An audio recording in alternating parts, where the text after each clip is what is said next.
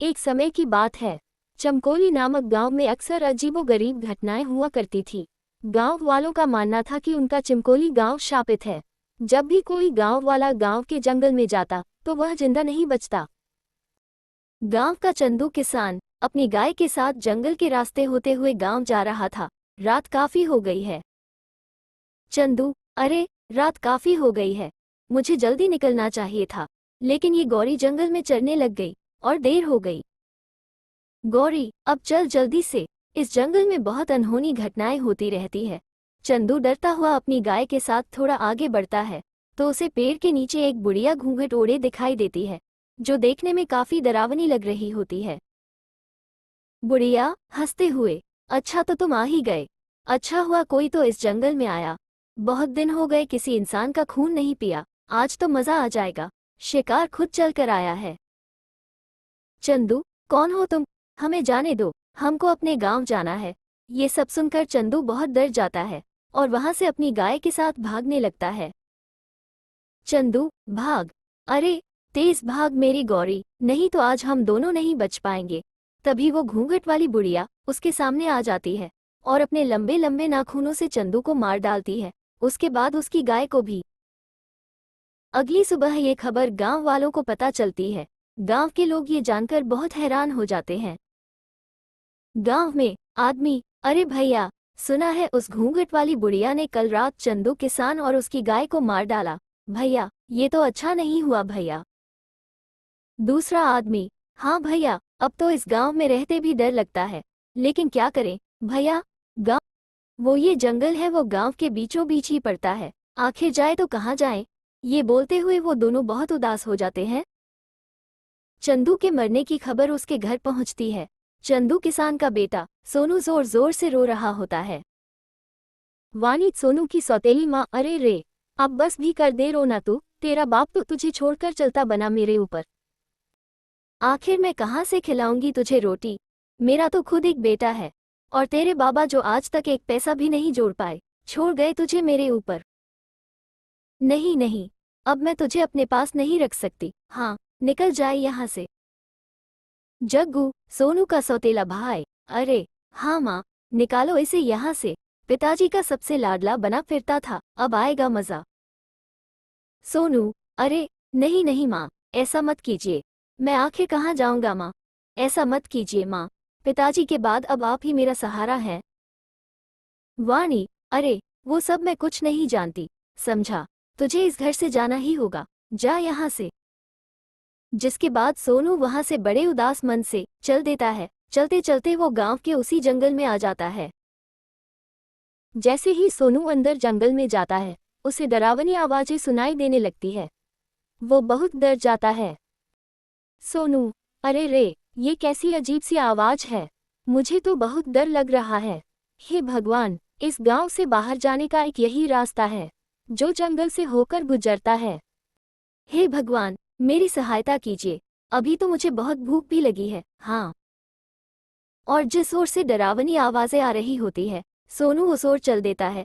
तभी वो देखता है कि वही पेड़ के नीचे घूंघट में एक बुढ़िया बैठी है। बुढ़िया हंसते हुए, आ गया तू, अब मुझे एक नया शिकार मिल गया। उसकी बात सुनकर सोनू काफी डर जाता है। सोनू, हे भगवान, अब मैं क्या करूं? तभी भागते भागते सोनू एक गड्ढे में गिर जाता है। जैसे ही सोनू उस गड्ढे में गिरता है, वो एक ऐसी जगह पहुंच जाता है जहां बहुत रोशनी होती है। काफी बड़े बड़े पेड़ होते हैं और उन्हीं पेड़ों के पास एक बहुत ही सुंदर नदी होती है। वहां आसपास अलग अलग तरह के पक्षी और जानवर घूम रहे होते हैं। सबको देख सोनू हैरान रह जाता है। सोनू, अरे ये मैं कहाँ आ गया हूँ, ऐसा सुंदर सा जंगल तो मैंने कभी नहीं देखा। तभी वो थोड़ी दूर चलता है कि उस जंगल में गांव के वो लोग जो मर गए थे, पेड़ से बंधे थे और साथ में सोनू के बाबा भी थे। सोनू ये देखकर हैरान रह जाता है और अपने बाबा के पास आ जाता है। सोनू, अरे बाबा, आप जिंदा है। आपको पता है, मुझे लगा था मैंने आपको खो दिया, पर आप तो जिंदा है, लेकिन आप यहाँ कैसे आए? सोनू की इन बातों का उसके बाबा पर कोई असर नहीं हो रहा था। सोनू, अरे बाबा, आप बोलते क्यों नहीं? तभी सोनू के पास एक साधु आते हैं। सोनू उसे देखकर हैरान हो जाता है। आदमी, अरे बेटा, तुम मुझसे डरो मत, मैं तुम्हें कुछ भी नहीं करूंगा। इस जादुई जंगल में आसानी से कोई नहीं आ सकता। अगर तुम यहाँ आए हो तो जरूर तुम में कोई खास बात अवश्य है। सोनू, लेकिन अब कौन है? और यहाँ पर मेरे गांव के वो सारे लोग मौजूद हैं जो मर गए थे, यहाँ तक कि मेरे बाबा भी। मेरी तो कुछ समझ नहीं आ रहा है। साधु बेटा, मैं इस जंगल में कई वर्षों से तपस्या कर रहा था कि अचानक एक दिन यहाँ पर एक औरत जो पिशाचिनी थी वो आ गई। कई वर्षों की तपस्या के बाद मुझे एक मंत्र मिला जिससे मैं सबसे शक्तिशाली हो सकता था और हमेशा के लिए अमर भी। लेकिन इस बात की खबर उस पिशाचिनी को लग गई और यहाँ मुझे मारने आ गई। बुढ़िया, मैं पिशाचिनी हूँ। मुझे पता चल गया है कि तेरे पास वो जादुई मंत्र है। मुझे वो जादुई मंत्र बता, मैं इस दुनिया में अमर होना चाहती हूँ। साधु, उस समय अगर मैं पिशाचिनी को जादुई मंत्र नहीं बताता तो वो मुझे मार डालती, इसलिए मैंने उसे वो जादुई मंत्र बता दिया। लेकिन क्योंकि वो एक पिशाचिनी औरत थी, इसलिए उसे अमर होने के लिए उस जादुई मंत्र के साथ साथ कुछ लोगों के खून की भी जरूरत थी, जिनका खून पीकर वो अमर हो सकती थी। तब से ही पिशाचिनी अपना भेष बदलकर अलग अलग गांव में जाती है और लोगों को मारकर उन्हें यहाँ इस जंगल में ले आती है और उनका सारा खून पी जाती है। साधु की ये बात सुनकर सोनू दंग रह जाता है। सोनू, तो क्या अब मेरे बाबा और मेरे गांव के सभी लोग कभी जिंदा नहीं हो पाएंगे? साधु बेटा, जिंदा हो सकते हैं, लेकिन इसके लिए तुम्हें एक कठिन राह से गुजरना होगा। वो घूंघट वाली औरत ही पिशाचिनी है जो तुम्हारे गांव के लोगों को मारा करती है। अब बस उसे कुछ ही लोगों के खून की जरूरत है, जिसके बाद वो उस जादुई मंत्र से अमर हो जाएगी। अगर ऐसा हुआ तो तुम कभी भी अपने पिता और बाकी गांव वालों को कभी जिंदा नहीं कर पाओगे। सिर्फ एक ही रास्ता है जो उस घूंघट वाली पिशाचिनी को अमर होने से रोक सकता है, लेकिन राह बहुत कठिन है। सोनू, मुझे वो राह बताएं। मैं अपने बाबा और गांव वालों को फिर से जिंदा करना चाहता हूँ। बताइए, मुझे क्या करना होगा? तभी वो साधु एक जल का लोटा देता है। साधु, सोनू, इस शुद्ध जल के कलश को लेकर तुम्हें उस पिशाचिनी के पास जंगल में जाना होगा और जिस वृक्ष के नीचे वो अपने शिकार का इंतजार करती है, उसी वृक्ष के ऊपर एक उल्लू निवास करता है। उसी उल्लू में उस पिशाचिनी के प्राण हैं। अगर उस उल्लू के ऊपर तुम इस सिद्ध जल को छिड़क दो तो उसका अंत निश्चित है। सोनू, आप मुझ पर भरोसा करें। मैं अपने बाबा और गांव वालों के लिए अपने प्राणों से खेल जाऊंगा। साधु, कलश लेकर तो तुम जाओगे, लेकिन ध्यान रहे ये कलश अगर गलती से पिशाचिनी ने छू लिया तो इसकी सारी शक्ति खत्म हो जाएगी। एक बात और, ये काम तुम्हें सूर्यास्त के वक्त ही करना होगा। अगर उस पहर से पहले तुम काम ना कर पाए तो रात होते ही उल्लू वहां से उड़ जाएगा। उसके बाद उसका पता लगा पाना बहुत मुश्किल होगा। सोनू, आपकी कही सब बातों का मैं ध्यान रखूंगा। अब आप मुझे आज्ञा दे। साधु, तुम अपने कार्य में कामयाब होकर लौटो, सभी का आशीर्वाद तुम्हारे साथ है। उसके बाद सोनू जंगल में ठीक उसी जगह सूर्यास्त से पहले पहुंच जाता है। सोनू, मैं उस पिशाचिनी को किस तरह इस पेड़ के नीचे से हटाऊं?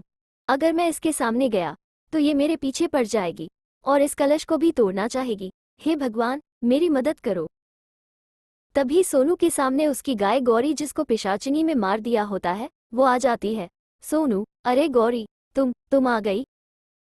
गौरी, हाँ सोनू, मैं तुम्हारी मदद करने आई हूँ। अब मैं तुम्हारा रूप लेकर पिशाचिनी के सामने जाऊंगी, जिससे वो मेरे पीछे भागेगी। तब तुम पीछे से जाकर उस पेड़ पर बैठे उल्लू पर इस सिद्ध जल को छिड़क देना, जिससे इस पिशाचिनी का अंत हो जाएगा। सोनू, ठीक है, मैं बिल्कुल वैसा ही करूंगा। उसके बाद गौरी सोनू का रूप ले लेती है। पिशाचिनी के सामने जाकर, गौरी, इधर देखो बूढ़ी पिशाचिनी, आओ मेरे पास। पिशाचिनी, अरे ये क्या देख रही हूँ? आज मेरा शिकार मुझे खुद बुला रहा है। आज तो आनंद आ जाएगा। उस दिन तुम कहीं भाग निकले थे, आज तुम्हें कोई नहीं बचा पाएगा। हाँ सोनू, सूर्यास्त होने ही वाला है।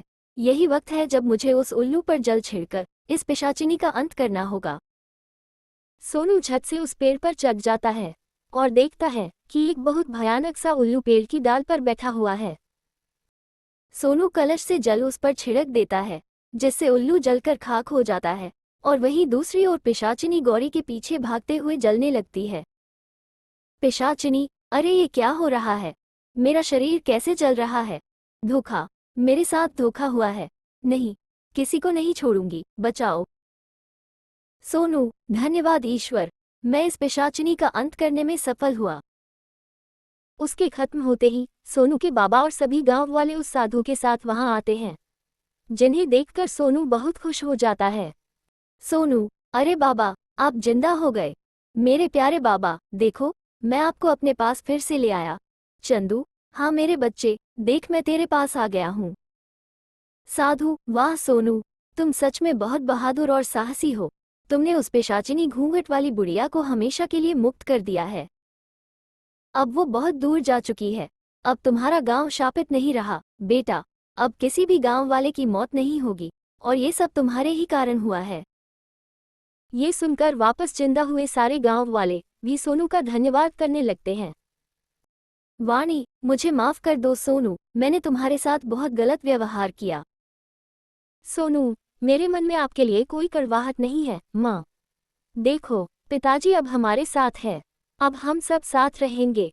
उद्धरण चिन्ह। एक बूढ़ा आदमी, अरे वाह बेटा, तुमने जो हमारे लिए किया वो कोई नहीं कर सकता। तुम वाकई ही हमारे गांव के नायाब हीरे हो। हम तो तुम्हें पाकर धन्य हो गए बेटा। दोस्तों, आपको हमारी ये कहानी कैसी लगी हमें कमेंट करके जरूर बताएं।